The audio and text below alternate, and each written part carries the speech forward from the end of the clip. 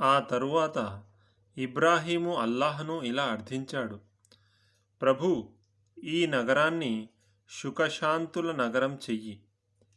ఈ నగరవాసులలో అల్లాహ్ను పరలోకాన్ని విశ్వసించే వారికి అన్ని రకాల పండ్లు ఫలాలు ఆహారంగా ప్రసాదించు.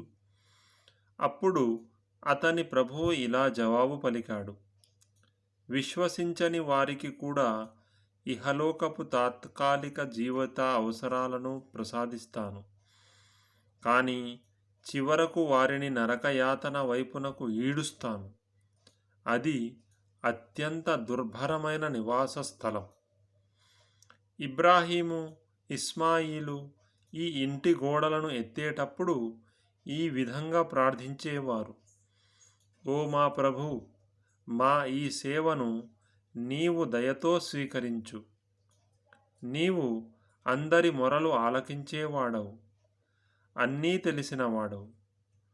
ప్రభూ, మా ఇద్దరినీ నీకు విధేయులుగా చేసుకో.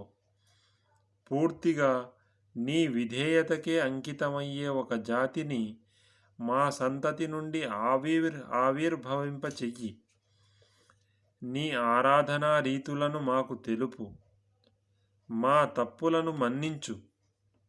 నీవు అమితంగా క్షమించేవాడవు మరియు అనంతంగా కరుణించేవాడవు.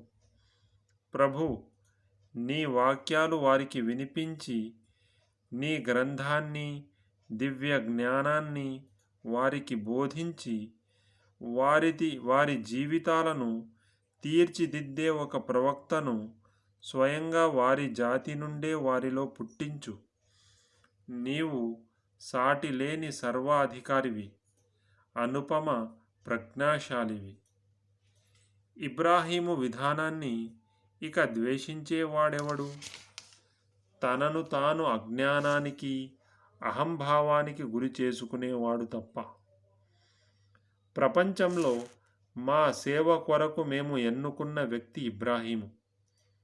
పరలోకంలో అతను సజ్జనులతో పాటు ఉంటాడు.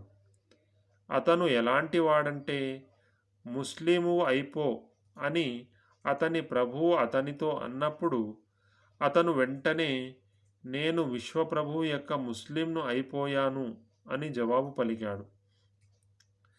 ఇదే మార్గంలో నడవండి అని ఇబ్రాహీము తన సంతానానికి హితోపదేశం చేశాడు. ఈ ఉపదేశాన్నే యాహూబు కూడా తన సంతానానికి చేశాడు. నా బిడ్డల్లారా, ఈ ధర్మాన్నే అల్లాహ్ మీ కొరకు ఎన్నిక చేశాడు. కనుక మీరు మరణించే వరకు ముస్లిములుగానే ఉండండి. యాహూబు మృత్యుదశలో ఉన్నప్పుడు మీరు అక్కడ ఉన్నారా? మరణించే ముందు అతను తన కుమారులను ఇలా అడిగాడు: బిడ్డల్లారా, నా తరువాత మీరు ఎవరిని ఆరాధిస్తారు? వారంతా ఇలా సమాధానం చెప్పారు: మీరు మీ పెద్దలైన ఇబ్రాహీము, ఇస్మాయిలు, ఇస్హాక్ దేవుడుగా భావించిన ఆ ఏకైక దేవుడు అయిన అల్లాహ్ను మేము ఆరాధిస్తాము. మేము ఆయనకే ముస్లిములమై ఉంటాము. వారంతా గతించిన ఒక సంఘం. వారు సంపాదించింది వారిది, మీరు సంపాదించేది మీది. వారు చేసిన దాన్ని గురించి మిమ్మల్ని అడగటం జరగదు.